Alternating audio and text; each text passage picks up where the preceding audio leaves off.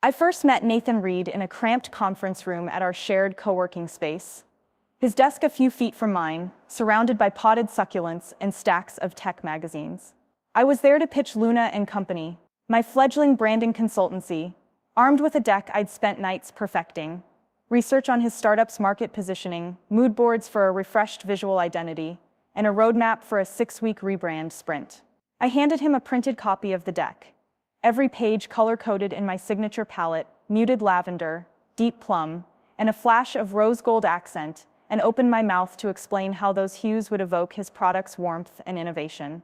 He glanced at the cover slide, my name, my boutique studio's logo, and gave me the kind of polite nod that usually comes before a no thanks.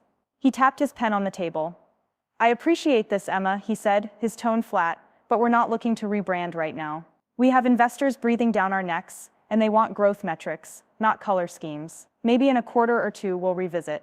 Then he logged into Slack on his laptop and effectively ended the conversation. I packed up my deck, cheeks warm, heart thudding, growth metrics. Metrics paid the bills, but I knew brand clarity fueled growth. Still, I let the moment pass. For the next month, I switched focus: client outreach, invoicing, launching a free webinar on story-driven branding, and juggling 2 other pro bono projects just to keep the lights on. Late one Tuesday, as rain spattered the co-working space's floor-to-ceiling windows, I received an email from an unknown address, rebranding@techflux.io. The subject line read, "Rebrand proposal follow-up." My pulse quickened. Could this be Nathan? I opened it. "Hi Emma, I hope you're doing well. I came across your website and saw your work with boutique brands like Luna and Company. We're looking to refresh our identity at TechFlux. Our product roadmap has shifted, and we need a brand that reflects our pivot. Would you be open to discussing a new logo and visual system? Cheers, Nathan Reed, co-founder and CEO, TechFlux." My hands trembled. TechFlux had become a second iteration of Nathan's startup, originally a mobile app development agency. They'd pivoted to offering a low-code automation platform. I'd watched from afar as they retooled their MVP, raised a small seed round, and hired a handful of developers. And now, after I'd batted away his pitch for my services, he was knocking on my door, using the same template I'd sent him. I emailed back, "Great to hear from you, Nathan. Absolutely, I'd love to help. Let's set a time to chat." My fingers hovered as I hit send, the echo of that earlier dismissal lingering in my mind. The next morning, I brewed chamomile tea and reprinted my original deck. I updated the cover slide to say TechFlux rebrand proposal, swapped out Luna and Company language for filler text, but kept the color palette intact. Muted lavender for the app's main call to action, deep plum for text, rose gold for highlights. I rehearsed talking points on how those hues conveyed approachability without sacrificing professionalism. At 2 p.m., Nathan breezed in. His polo and jeans look was replaced by a crisp button-down, sleeves rolled. He shook my hand and gestured to my laptop. "Show me what you've got." I clicked through, first a mood board sampling competitors' websites, blues and grays everywhere. Then the proposed TechFlux palette, lavender signaling creativity, plum denoting stability, rose gold hinting at premium service. I walked him through the logo mark, a stylized T forming a flux wave, echoing the platform's continuous automation loops. Each slide included a sidebar: why this matters for user retention, impact on investor perception, and seamless application across web and print. Nathan leaned forward, eyes bright. This is exactly what we need. The purple is bold but not alienating. And that wave concept captures our continuous integration value prop. He clicked to the tagline slide. Automate the everyday, amplify the extraordinary. When I'd first pitched that tagline to him months ago, he'd snorted. Now he nodded slowly. That line stuck with me. We were using unlock your potential. It felt sterile. Yours feels alive. He poked at it. Would people actually remember it? I shared user testing data from a focus group I'd run. Participants recalled automate the everyday, verbatim 8 out of 10 times, whereas generic taglines scored under 4. He grinned, eyes lighting up. "Okay, can we roll this palette and tagline into our investors' deck? They need an updated pitch by Friday." My heart soared, but I kept my professional composure. "Absolutely. I'll update your slide master and provide a 1-hour training on using the assets." He reached into his pocket for a business card. No, not a card, but a QR code on his phone.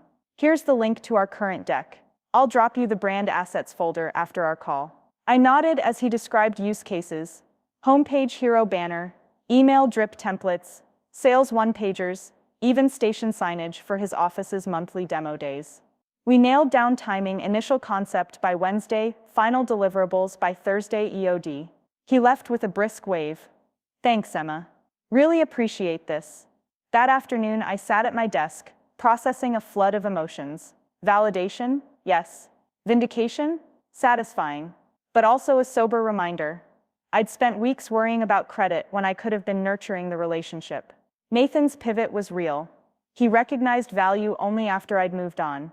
I resolved to claim my stake properly this time. I drafted an invoice line items for brand strategy, logo design, color palette development, tagline crafting, and slide master setup. I added a premium consulting surcharge for the tight deadline. Then I wrote an email. Hi Nathan, great connecting today, excited to see TechFlux's brand evolve. I've laid out a proposal with an itemized fee schedule in the attached invoice. Once we receive a 50% deposit, I'll begin the slide master update and deliver the preliminary concepts by Wednesday. Looking forward to bringing our vision to life. Emma Harper, founder, Harper Creative. As I hit send, I felt a shift, no longer the amateur he'd dismissed, but a professional whose work commanded value. Wednesday dawned with a burst of productivity. I crafted 3 logo options, variations on the wave mark, one with negative space in the T, another merging the wave into a flux circle, and a minimalist word mark in deep plum with a subtle lavender underline. I built a slide master in PowerPoint title layouts, content layouts, image grids, and a master slide for the tagline. Color swatches, hex codes, and font licenses populated an attached guide. At noon, Nathan burst into my office. Wow, he said, sliding the deck across my desk. His eyes darted between the color swatches and the wave marks. This is incredible. The circle version has a nice symmetry for app icons. The word mark's clean. My team loves both. Let's refine those two. I beamed. Great choice. I'll adjust kerning and test both against real backgrounds. Light, dark, and a gradient fade. He squinted at the tagline slide. Let's do the rose gold in the first phrase only, and maybe lighten the lavender for better contrast. I noted his suggestions, asked a few clarifying questions, and by 3 p.m. we had a consensus on 2 logo directions and a final tagline color adjustment. Nathan tapped his watch. Can you drop the preliminary deck back into our investor presentation? I have a call with our angel syndicate at 5. I want it live there. I nodded, pumping up the MVP spirit. I replaced the old title slide with the new design. TechFlux in plum wordmark, wave circle logo on the bottom right, tagline at the top in rose gold and lavender. The call to action metrics slide adopted our color palette for its charts and icons. I saved a PDF and a PowerPoint file and zipped them into an email. Sent, I said. Let me know how the call goes. He checked the deck on his phone. Perfect. You're a lifesaver as always. He offered his hand, this time with genuine warmth, and I shook it, sealing the collaboration. Thursday morning, my phone buzzed with Slack pings from the investor group chat. New deck looks sharp. Loving the palette. Really pops. Where'd you get that wave logo? So clean. By midday, Nathan forwarded me an email from the syndicate-led, subject, TechFlux deck review. Emma, just saw your work in action.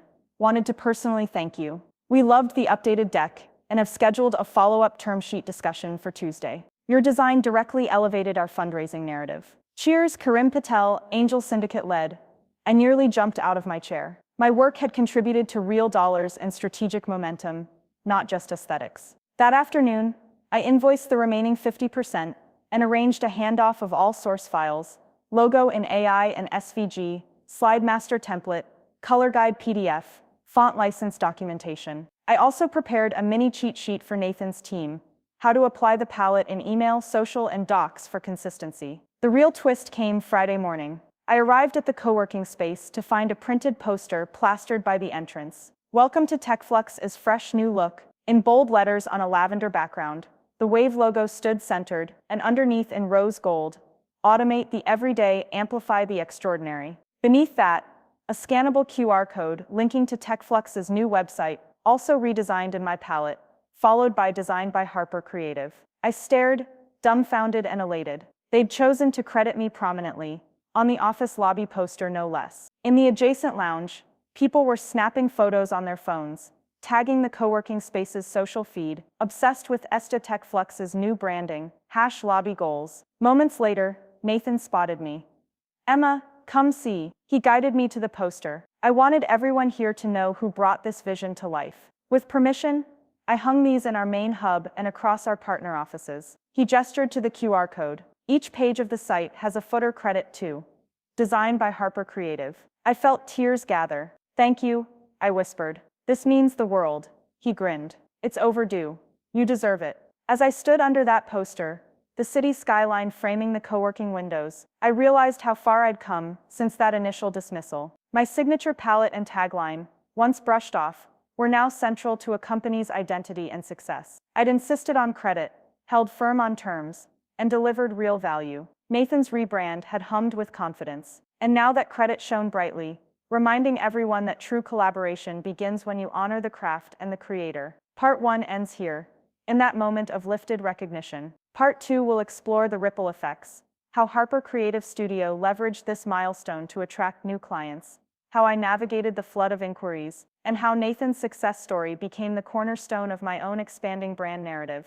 A story where the once ignored pitch blossomed into a signature moment of mutual respect and professional triumph. When I stepped out of the co-working lobby that Friday afternoon, still basking in the glow of seeing my name on TechFlux's towering poster, I didn't expect the next weeks to feel like a tidal wave.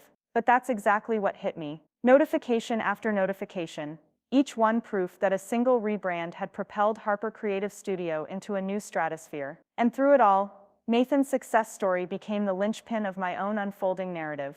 1. The morning after I arrived at my little home office the next Monday to find 50 unread emails and 20 LinkedIn connection requests. The subject lines read like mini invitations to a grand buffet of opportunity. Loved TechFlux's overhaul. Can you do ours? Packaging your palette. A collaboration proposal. Conference invitation. Share your story on scaling creative agencies. I brewed strong coffee and clicked through. The first email was from an ed tech startup in Seattle. They'd just raised Series B and wanted a full brand refresh in 2 weeks. The second came from a marketing director at a boutique hotel group in Miami, asking whether my graphite and gold palette could be adapted for their new rooftop lounge. A third, this one from a well-known industry publication, invited me to speak on a panel titled Independent Creatives: How to Stand Out When the Giants Forget You. I sat back, heart pounding. Last month, I'd been drafting invoices for pro bono workshops. Now I was fielding national press invitations. As I skimmed, a message from Nathan popped to the top. "Jamie, saw the influx of invites. Knowing your schedule is tight, would you like me to recommend you as a speaker for the PRSA National Conference? They'd love to hear about our TechFlux case study." Nathan, my chest swelled. Not only was Nathan crediting me in his own circles, he was endorsing me to broader networks. I replied instantly, "Absolutely, let's connect them. And thank you again." I carved out the next 2 hours to respond in kind, polite yeses, DMs to new LinkedIn contacts, calendar invites for exploratory calls. Then I paused. This whirlwind of interest demanded strategy. I drafted a simple plan. Prioritize inbound leads by potential project size and fit. Set clear boundaries, update my website with service tiers and turnaround times. Bank my availability, block creative days, and client call hours in my calendar. Within the hour, I'd updated Harper Creative's card page to reflect 3 service packages: Essentials, Elevate, and Enterprise, each priced and scoped clearly. I added a line as featured in TechFlux's brand relaunch. That sliver of social proof felt like rocket fuel. 2. The first major win. By Wednesday, a promising prospect emerged. An environmental nonprofit, Terra Verde Alliance, needed a campaign rebrand. They'd been languishing under a 2015 logo and wanted a modern, vibrant identity to promote their new ocean cleanup initiative. Their executive director, Marina Okoro, wrote, "Jamie, your work on TechFlux inspired us. We need fresh eyes, and your color strategy felt perfect for our cause. Can we chat Friday?" I scheduled a Zoom for Friday afternoon and prepared a mini audit, a mood board contrasting Terra Verde's current dark green heavy typography with a proposed palette: seafoam, coral accent, deep graphite, echoes of graphite and gold, with an oceanic twist. The deck outline mirrored my process for Nathan: research, mood board, logo concepts, tagline iterations, final deliverables. On our call, Marina leaned forward, eyes bright in her home office backdrop of seashells. I'm so tired of the dated swoosh logo. We want people to feel hope, urgency, possibility. Your work on a tech startup seems worlds away, but the emotional clarity, I felt it. I walked her through the palette, the iconography, the modular toolkit for social media posts. By the end, she'd committed to a full package: logo plus brand guide, plus social media templates, plus press kit, a $12,000 project. I exhaled, my first six-figure contract, thanks to a referral born from Nathan's endorsement. The nonprofit's board swiftly greenlit the budget, and I signed the contract that evening. 3. Navigating growth and boundaries with TerraVerde in motion and half a dozen exploratory calls lined up, I realized my solo capacity was maxing out. Deliverables had deliverable deadlines. To maintain quality and my sanity, I decided to bring on a part-time assistant, Maya Patel, a recent communications graduate I'd mentored at a workshop. Maya would handle asset preparation, file organization, and initial client correspondence, freeing me to focus on creative strategy. I sent Maya a DM, "Can you start Monday 10 hours week? I'll train you on our InDesign templates and client feedback process." She replied with enthusiastic affirmations. By Friday, we had a shared Trello board tracking tasks for TerraVerde, upcoming pitch decks, and Maya's training modules. We also set boundaries: no client calls on Thursdays, a deep work day, client communications limited to Monday, Wednesday 9 a.m., 5 p.m., and a 48-hour turnaround policy for revisions. I updated my email signature: office hours Mon Wade, 9-5. Responses within 48 hours. This clarity impressed clients and curbed the creeping encroachment of always-on culture. 4. The unexpected slip even. The best-laid plans can stumble. 2 weeks into the TerraVerde project, a mid-draft review call went sideways. Marina's board chairman, a retired admiral with little design fluency, criticized the palette as insipid and not serious enough for a cause of this magnitude. He demanded a reversion to the old dark green motif. I felt my chest tighten, back to where I'd started with Nathan's mockery. Taking a breath, I responded, "Thank you for that candid input. Could you share specifically which associations with dark green feel more appropriate? Understanding your concerns will help me propose a balanced solution." He explained that his fundraising network equated dark green with stability and trustworthiness. Whereas coral felt too cheerful, we needed visual gravity. I consulted the brand guide: consistent aesthetics matter, but client alignment is key. For the next draft, I introduced a deep ocean palette, a richer teal for primary elements, graphite for text, and coral reserved for highlights only on calls to action. I presented mock-ups of their website header, social media ads, and email newsletter with the adjusted palette. Marina's voice brightened. "This feels more grounded, powerful, but still hopeful." We merged the designs, and the project resumed smoothly. This detour reinforced a core lesson: design excellence and client buy-in must travel hand in hand. 5. TechFlux's ongoing glow. Meanwhile, Nathan's launch had indeed taken off. In early December, he sent me an excited note: "Jamie, we closed our first 6 clients using the new deck. 3 are Fortune 500 regional reps. We've grown our consultancy practice tenfold since September. I can't thank you enough. Let me take you out to dinner." Nathan, we met at a cozy bistro near my place, ambient jazz humming in the background. Over truffle mac and cheese and grilled salmon, he recounted his journey: how the new brand gave him confidence in sales calls, how his tagline opened doors, how the unified slide master prevented design mishaps. He even showed me a glowing Glassdoor comment from a former colleague praising his fresh identity. Who knew Reed had such flair? His consultancy deck is a thing of beauty. I laughed.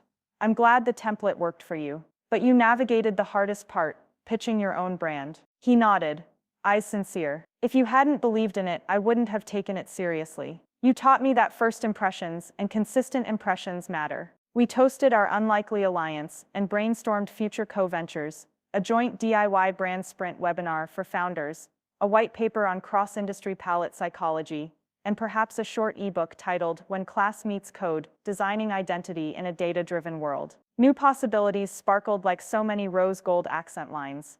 6. Building the studio's legacy. By January, Harper Creative Studio had 3 active retainer clients, 2 major one-off rebrands, and a small but dedicated creative team: me as lead strategist, Maya on operations, and a freelance illustrator, Leo, on call for iconography and custom infographics. We moved into our own studio space, a bright loft with windows facing the city, and unveiled our Harper Creative Collective sign in graphite and gold. It felt surreal, from co-working desk to storefront in under 6 months. Our website featured a case study slider, TechFlux, Terraverde Alliance, FinThrive Labs, Urban Play app, each with a one-click link to download a PDF summarizing goals, process, and outcomes. Visitors could scroll through color palettes, slide deck screenshots, social media templates, and quotes from satisfied clients. Under testimonials, Nathan's endorsement sat front and center. Harper Creative transformed our brand in record time. Design that delivers results. I wouldn't be here without Jamie's vision.